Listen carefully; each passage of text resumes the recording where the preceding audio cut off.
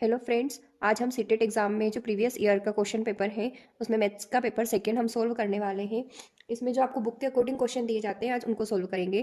First question है अंकों 0256 के उपयोग से बिना अंकों की पुनरावृत्ति के 3 अंकों की बनाई जा सकने वाली सबसे बड़ी और सबसे छोटी संख्या का अंतर क्या होगा। जब आपको इस टाइप का क्वेश्चन दिया हुआ हो तो जब सबसे बड़ी संख्या बनानी है तो आप उसे डिसेंडिंग ऑर्डर में लिख दीजिए, और अगर सबसे छोटी संख्या बना रहे हो तो आप उसे असेंडिंग ऑर्डर में लिख दीजिए और उसके बाद उसका डिफरेंस निकालना है।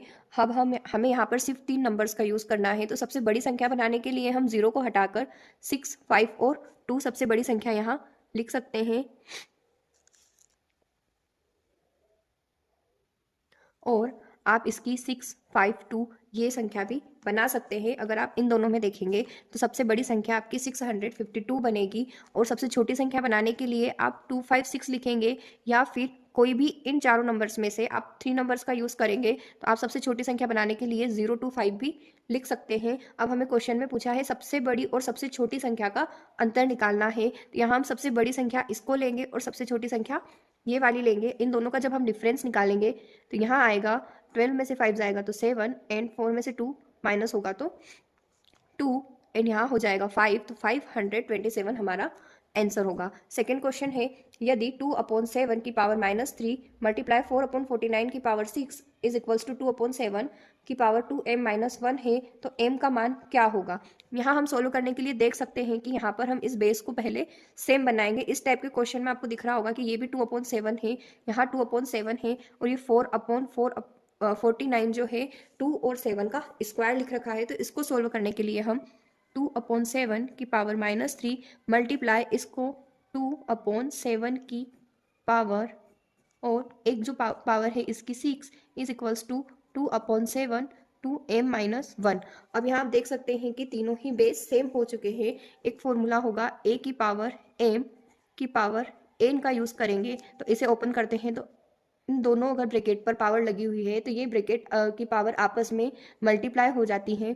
तो ये जब ओपन करेंगे तो a की पावर a मल्टीप्लाई n होगा। यहाँ पर आप अगर इसे सोल्व करेंगे तो 2/7 -3 मल्टीप्लाई 2/7 की पावर 2 मल्टीप्लाई 6 करेंगे तो ये 12 होगा, और नेक्स्ट 2/7 की पावर 2m-1। अब अगर बेस सेम होता है तो पावर आपस में मल्टीप्लिकेशन वाले फॉर्मूले में पावर आपस में प्लस हो जाती है, और इक्वल लगा हुआ है तो ये पावर जो होगी इससे कंपेयर हो सकती है। तो हम इसे डायरेक्ट अब सोल्व करेंगे। यहाँ पर हम बेस को नहीं लिखेंगे, इसके आगे लिखेंगे -3। मल्टीप्लिकेशन है, बेस सेम है तो हम पावर को प्लस करते हैं, और जब इधर बेस सेम है और सामने बराबर के सामने भी बेस सेम है तो 2m-1 को इधर ही नॉर्मली हम इक्वल में लिख देंगे। हमें निकालना है m का मान। यहाँ पर 12 में से 3 माइनस होगा तो आंसर आएगा 9, एंड इधर हो जाएगा 2m-1। अब बराबर से इधर 1 आएगा तो ये प्लस का 8 हो जाएगा, और 2m। अब 2 से 8 कट होने पर m की वैल्यू आ रही है 4, तो हमारा नॉर्मली आंसर हो जाएगा 1। फर्स्ट वाला आंसर होगा 4। थर्ड है, निम्न में से कौन सी एक पूर्ण वर्ग संख्या नहीं है। यहाँ पर जो नहीं है उसका आंसर देना है। तो फर्स्ट में आप देखिए, हम इधर शॉर्ट ट्रिक से इसे करेंगे सोल्व। यहाँ पर लास्ट डिजिट 6 दे रखी है, यहाँ भी लास्ट डिजिट 6 है, यहाँ भी लास्ट डिजिट 6 और यहाँ 8 है। नॉर्मली हम जानते हैं कि किसी भी नंबर की यूनिट डिजिट 2 हो, 3 हो, 7 हो या फिर 8 हो, जब लास्ट डिजिट इन 4 में से कोई भी एक हो तो वो संख्या पूर्ण वर्ग नहीं होती। हम एक एक करके देखेंगे तो हमें बहुत टाइम लग जाएगा, इसलिए हम सिर्फ इसकी लास्ट डिजिट को देखेंगे। यहाँ पर 6 है, ये भी पूर्ण वर्ग होगी, ये भी पूर्ण वर्ग होगी, और ये भी पूर्ण वर्ग होगी। लेकिन अगर किसी भी कितनी भी बड़ी से बड़ी संख्या दी जाए, अगर उसका पूर्ण वर्ग निकालना है तो हमें लास्ट डिजिट से देखकर हम इजीली निकाल सकते हैं कि ये पूर्ण वर्ग नहीं होगी, अगर उसका लास्ट डिजिट हो 2, 3, 7 या फिर 8। नेक्स्ट क्वेश्चन है, एक दुकानदार के पास 75 सोने के सिक्के हैं और 120 चांदी के सिक्के हैं। प्रत्येक पंक्ति में एक ही प्रकार के सिक्के हों, उसे अधिकतम कितने सिक्के लगाने होंगे। अगर इस टाइप का क्वेश्चन है जहां प्रत्येक पंक्ति का पूछा है, अधिकतम पूछा है, तो हम यहाँ पर इन दोनों का HCF लेंगे। 75 और 120 का HCF लेने पर हमारे पास आंसर आएगा 15। 15 ऐसी डिजिट होगी जो 75 और 120 दोनों को इक्वली डिवाइड कर देगी, तो हमारा आंसर होगा यहाँ पर 15। नेक्स्ट है समीकरण 3 ब्रैकेट में 2 minus x minus six is equals to 2, 1 minus 3x का एक हल निम्न में से इस और समीकरण का भी हल होगा। अब इसमें आपको क्या करना है, 4 इक्वेशंस आपको दे रखी है, यहाँ पर जो मेन इक्वेशन दी है इस इक्वेशन को पहले सोल्व करना है, उसमें जो x की वैल्यू आएगी वही इधर यहाँ पर भी x की वैल्यू को पुट करके देखना है। ये देखना है कि अगर यहाँ जो आंसर आया है वही आंसर अगर इन 4 समीकरण में से किसी में आता है तो वो भी उसी का हल होगी। तो इसे करने के लिए आप यहाँ पर सोल्व करके देखें, 3 का मल्टीप्लाई अंदर होगा तो ये इक्वेशन बनेगी 6 माइनस 3x माइनस x, इस माइनस का मल्टीप्लाई अंदर हुआ तो ये माइनस माइनस प्लस होके 6 बना, इज इक्वल्स टू 2 माइनस 2 का मल्टीप्लाई 3 में होगा तो 2 3 जा 6x। अब इसे आप और आगे हल करेंगे तो x वाले को सभी इधर ले जाए और बाकी नंबर्स को इधर, 6 और 6 12 हो जाएंगे और ये 2 इधर आकर माइनस होगा तो ये बनेगा 10 is equals to minus 3x और माइनस x माइनस का 4x बनकर इधर आएगा तो यहाँ पर हो जाएगा ये प्लस का 4x और माइनस का 6x और ये प्लस का 4x यहाँ बनेगा 2x। यहाँ थोड़ी क्वेश्चन में मिस्टेक हो गई है, यहाँ पर x माइनस 6 की जगह x प्लस 6 होगा तो ये माइनस x और ये माइनस जब अंदर आएगा इस प्लस के साथ मिलेगा तो ये भी बनेगा माइनस 6। 6 और 6 जब माइनस 6 है तब यहाँ पर प्लस के 6 से माइनस का 6 कट हो जाएगा और यहाँ बचेगा माइनस 3x माइनस x जो कि माइनस 4x बनेगा और बराबर में आप लिखेंगे is equals to 2 minus 6x। Minus 4x और माइनस 6x जब आपस में 4x जब बराबर से इधर लेके आएंगे तब ये प्लस का 6x जो होगा वो 2 के बराबर होगा और यहाँ पर माइनस और प्लस मिलकर यहाँ पर माइनस होंगे तो 6 में से 4 माइनस करने पर प्लस का 2x इज इक्वल्स टू 2 होगा और x की वैल्यू यहाँ 1 आएगी। जब इस क्वेश्चन के अकॉर्डिंग x की वैल्यू 1 आ गई है तो आप इन चारों ऑप्शन में ये ट्राई करेंगे कि कौन से वाले ऑप्शन में x की वैल्यू 1 आ रही है वो वाला ऑप्शन आपका सही होगा। हम यहाँ फर्स्ट वाला ट्राई करेंगे, 4x plus 3 is equals to 5 plus 2x है तो x वाले एक साइड आएंगे, 4x में से 2x यहाँ इधर प्लस से इधर आकर माइनस बनेगा तो 4x minus 2x is equals to 5 में से जब आप 3 को माइनस करेंगे तो यहाँ 4x में से 2x माइनस करने पर 2x बचेगा और 5 में से 3 माइनस करने पर 2 बचेगा और 2 से 2 कट होने पर x की वैल्यू फर्स्ट में ही 1 आ चुकी है तो हमारा आंसर यही टिक हो जाएगा। नेक्स्ट क्वेश्चन है, यदि a प्लस बी बराबर 3 हो और ए स्क्वायर प्लस बी स्क्वायर बराबर 89 है तो 1 अपॉन ए प्लस 1 अपॉन बी का मान क्या होगा। अब हमें दिया गया है a plus B is equals to 3 है तो a प्लस बी की वैल्यू 3 है हमारे पास और a square plus B square की वैल्यू 89 है। यहाँ हम नॉर्मली सिंपल फॉर्मूला जो a प्लस बी का होल स्क्वायर वाला फॉर्मूला यूज़ करेंगे तो यहाँ हमारे पास वैल्यू है a square plus B square plus 2ab, a square और b स्क्वायर की वैल्यू 89 दे रखी है और a plus B is equals to 3 है तो जब a प्लस बी का होल स्क्वायर हुआ है तो 3 का स्क्वायर यहाँ हम 9 लिखेंगे और 2ab की वैल्यू निकालेंगे। यहाँ 2ab हम a मल्टीप्लाई b की वैल्यू निकालेंगे तो 89 में से 9 माइनस करने पर यहाँ माइनस का 80 इज इक्वल्स टू 2ab की वैल्यू निकालने पर 2 से ये कट होगा तो ab की वैल्यू हमारे पास आ जाएगी माइनस का 40। अब सेकेंड हम यूज़ करेंगे, यहाँ हमने a प्लस बी की वैल्यू निकाल ली है, अब हम यहाँ हम a माइनस बी का फॉर्मूला यूज़ करेंगे, a minus B whole square is equals to a का स्क्वायर प्लस b का स्क्वायर माइनस 2ab। यहाँ 2ab की वैल्यू हमारे पास है, a माइनस बी की वैल्यू नहीं है तो हम इसे नॉर्मली ऐसे ही लिखेंगे, a square plus B square की वैल्यू 89 है माइनस 2ab की वैल्यू आप डायरेक्ट 80 भी रख सकते हैं या वापस से माइनस 40 में मल्टीप्लाई करेंगे तो ये प्लस 80 हो जाएगा और a माइनस बी का होल स्क्वायर बन जाएगा 169। अब जब स्क्वायर हटाएंगे तो हम a माइनस बी की वैल्यू निकालेंगे, 169 को जब अंडर रूट में लिया जाएगा तो a माइनस बी की वैल्यू आ जाएगी 13। अब यहाँ हमारे पास a प्लस बी और a माइनस बी दोनों की वैल्यू है तो हम a और b का मान निकालेंगे और उस मान को रखेंगे 1 upon a plus 1 upon b में, तब इसकी वैल्यू इस आंसर में फाउंड हो जाएगी। a प्लस बी की वैल्यू 3 है और a माइनस बी की वैल्यू 13 है तो प्लस के b से माइनस का b कट हो जाएगा और 2a की वैल्यू हो जाएगी 16। तो अब a की वैल्यू हमारे पास आ गई है 8। जब यहाँ पर a की वैल्यू हमारे पास 8 होगी तो b की वैल्यू निकालने के लिए a प्लस बी और a minus B, a plus B यहाँ पर 3 है और a माइनस बी 13 है, जब इसे माइनस किया जाएगा तो साइन चेंज हो जाएंगे, a में a पॉजिटिव a में से नेगेटिव a कट हो जाएगा और 2b की वैल्यू हो जाएगी यहाँ पर माइनस का 10 और b की वैल्यू हमारे पास होगी माइनस 5। अब आप जब इसे यहाँ रखेंगे तो ये सिंपली सोल्व हो जाएगा, 1 अपॉन a तो a की वैल्यू 8 रख दी है और 1 अपॉन b इसकी वैल्यू हम माइनस 5 रखेंगे। जब इसका एलसीएम लेके मल्टीप्लाई किया जाएगा तो यहाँ पर -40 और -5 + 8 का मल्टीप्लिकेशन -5 का क्रॉस मल्टीप्लिकेशन हो जाएगा तो -5 यहाँ आ जाएगा और 8 का क्रॉस मल्टीप्लिकेशन 1 में हो जाएगा तो प्लस का 8 यहाँ होगा और अपोन में -40 प्लस के 8 में से माइनस का 5 माइनस होगा तो आंसर आपका आ जाएगा -3/40।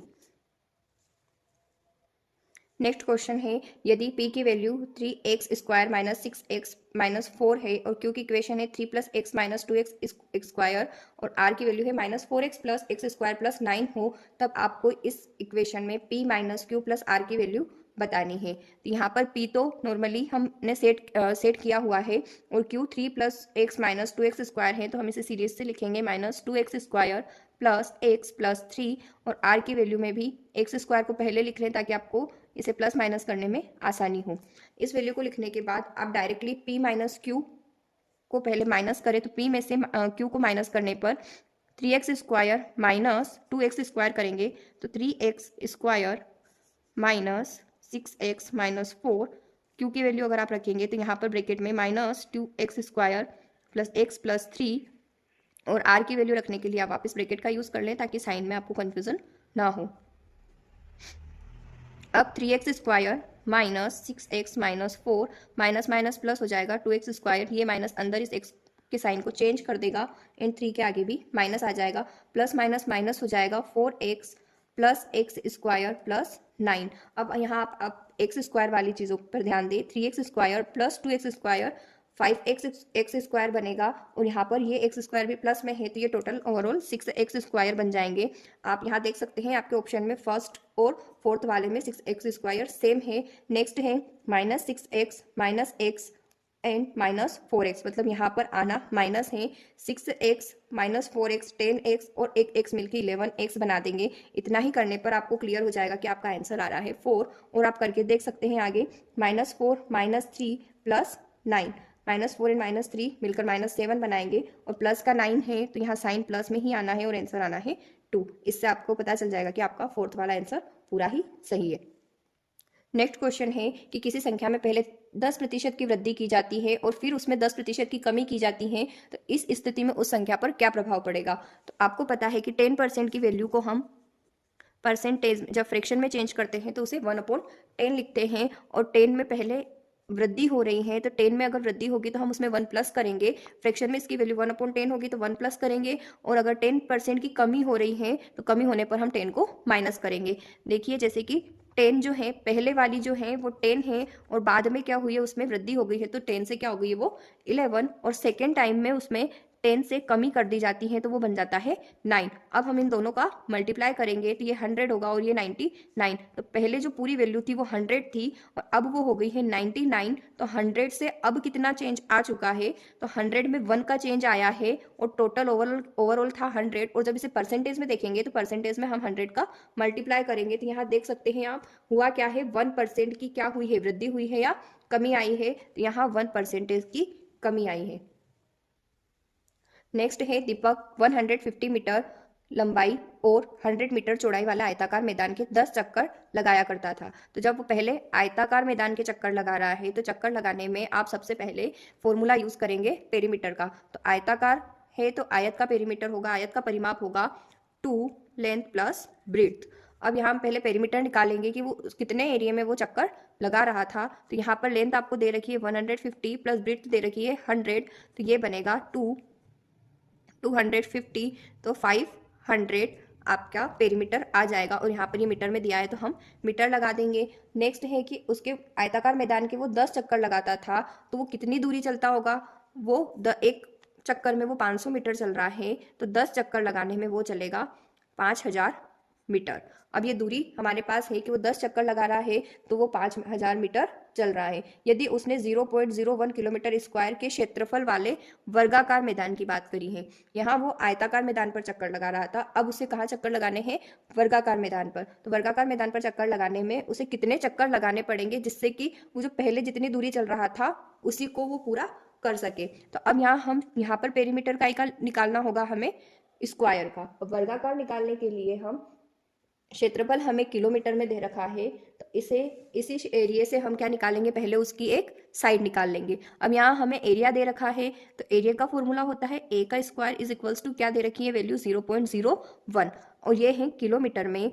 अब ए का स्क्वायर किया है तो यहाँ हम इसे पॉइंट हटाकर 100 लिख सकते हैं, और जब ए की वैल्यू निकालेंगे तो 1 का तो 1 ही हो जाएगा, और 100 से जब इसे अंडर रूट में लेंगे तो ये बाहर आके बन जाएगा 10। तो ए की वैल्यू अगर ऐसे देखी जाए तो ए इज इक्वल्स टू 0.1 किलोमीटर में है, और अगर इसे मीटर में चेंज करना है तो हम यहाँ पर नॉर्मली 1 किलोमीटर में 1000 मीटर होंगे, तो यहाँ पर ये पॉइंट हट के अपॉन में 10 आ गया है, और 10 से 10 कट हो जाएगा, तो ए की वैल्यू कितनी हो जाएगी 100 मीटर। अब यहाँ आप ये कितने चक्कर लगाने पड़ेंगे, तो इसके लिए हम अब इसका पेरीमीटर निकालेंगे। ये एक साइड हमारे पास आ चुकी है, तो पेरीमीटर होता है स्क्वायर का 4a या फिर 4 गुना भुजा। तो अब a की वैल्यू हमारे पास 100 मीटर है, तो अब उसका पेरीमीटर कितना आ गया है 400 मीटर। पेरीमीटर हमारे पास आयताकार मैदान का भी है और स्क्वायर का भी है। जब दोनों के पेरीमीटर आ गए हैं तो इन दोनों का कंपैरिजन करना है कि अब पैदल चलने में उसे कितने चक्कर लगाने पड़ेंगे कि वो रेगुलर जितने चक्कर लगा रहा था उस पर कोई फर्क ना पड़े या उन्हें पूरा कर सके। तो 5000 मीटर में हम 400 का 5000 में हम 400 का डिवाइड करेंगे, तो यहाँ आपका सिंपली नॉर्मली आंसर आ जाएगा 12.5। नेक्स्ट क्वेश्चन है, किसी विद्यालय में 40 विद्यार्थियों की औसत आयु 12 वर्ष है। शिक्षक की आयु को मिलाने से इन सभी की औसत आयु 13 वर्ष हो जाती है। यदि शिक्षक की सेवानिवृत्ति की आयु 55 वर्ष है तो वह शिक्षक कितने समय बाद सेवानिवृत्त होंगे। तो यहाँ देख सकते हैं आपको टोटल विद्यार्थियों की संख्या दे रखी है 40, और इन सभी की औसत आयु दे रखी है 12 ईयर्स, और एक शिक्षक की आयु को मिलाने से इन सभी की औसत आयु 13 वर्ष हो जाती है। तो पहले 40 विद्यार्थियों की औसत आयु 12 थी, तो हम इन दोनों का मल्टीप्लाई करेंगे, 12 चौक 48 होंगे और 480 होंगी। और नेक्स्ट दे रखे हैं कि शिक्षक की आयु को मिलाने पर, तो ये 40 बच्चे थे, इसमें एक शिक्षक और मिल गया है, तो ये टोटल 41 हो गए हैं, और इन सभी की औसत आयु भी कितनी बढ़ गई है, एक और बढ़ के हो गई है 13 या 13 हो चुकी हैं। तो 41 में जब 13 से मल्टीप्लाई करेंगे तो ये बनेगा 533 या 533 बन जाएगा। अब हम इन दोनों का डिफरेंस निकाल लेंगे कि कितना डिफरेंस आया है एक टीचर के आने से। तो यहाँ अभी 53 ईयर्स हैं, जब इन दोनों का डिफरेंस निकालेंगे तो 53 ईयर्स आएगा, और ये 53 ईयर्स दे रखे हैं, और सेवानिवृत्ति की आयु यहाँ पर 55 ईयर्स फिक्स करी हुई है। तो इन दोनों में अभी इस टीचर जो आया है, इस टीचर की जो एज है वो 53 ईयर है, अभी 2 साल और बाकी है उनकी रिटायर्ड होने में। तो यहाँ पर जो आंसर होगा, यही पूछा है क्वेश्चन में कि वह जो शिक्षक है वो कितने समय के बाद सेवानिवृत्त होगा, तो अभी 2 साल बाद वो रिटायर होगा। फिर नेक्स्ट क्वेश्चन है, दो समपूरक कोणों की माप क्रमशः 2a + b और 3a - b है, तब 3a का मान निकालिए। समपूरक कोण हमेशा ही 180 डिग्री का होता है। कोई भी दो कोण आपस में जब जोड़े जाते हैं तो उनका सम 180 के बराबर होता है। यहाँ पर हमें दो कोण दे रखे हैं 2a + b और 3a - b। जब इन दोनों को आपस में प्लस किया जाएगा तो ये 180 के बराबर होंगे, और 3a की वैल्यू आपको निकालनी है। 2a + 3a यहाँ पर 5a होगा, एंड b में से b कट हो जाएगा, और आंसर आपका 180 के बराबर होगा। अब 5a = 180 है, तो a की वैल्यू आपके पास आएगी, 5 से डिवाइड करेंगे, 5 3 ज़ा 15 एंड 5 6 ज़ा 30। a की वैल्यू अगर 36 है तब 3a की वैल्यू कितनी होगी, तो 3 × 36 कर लेंगे, 3 6 ज़ा 18 एंड 3 3 ज़ा 9 और 0, यहाँ पर आंसर होगा 108। नेक्स्ट क्वेश्चन है, शब्द मैथ्स के अक्षरों में से अक्षरों का कौन सा युग्म घूर्णन सममिति को प्रदर्शित करता है। घूर्णन सममिति होगी कि जब आप पूरा उसे रोटेट करेंगे, हाफ रोटेट करने पर भी वो सेम दिखे, और उसका वापस से जब हाफ रोटेट किया जाए तो वो वापस से जैसा वो दिखता है सामने से वैसा का वैसा ही दिखेंगे। अगर ए को आप हाफ रोटेट करोगे तो ये ऐसा दिखेगा, जो कि सेम नहीं है, लेकिन जब आप एच को हाफ रोटेट करेंगे तो एच रोटेट होने के बाद भी ऐसे ही दिखेगा, और एस को जब पूरा ही हाफ रोटेट किया जाएगा तो भी ये ऐसा ही दिखेगा, और अगर इसे वापस से 360 डिग्री पर रोटेट किया जाए तो भी सेम ही दिखता है। तो यहाँ पर मैथ्स के अंदर एच और एस ऐसा अल्फ़ाबेट है जो घूर्णन सममिति को दर्शाता है। अगर आपको वीडियो पसंद आया हो तो इसे लाइक और सब्सक्राइब करें।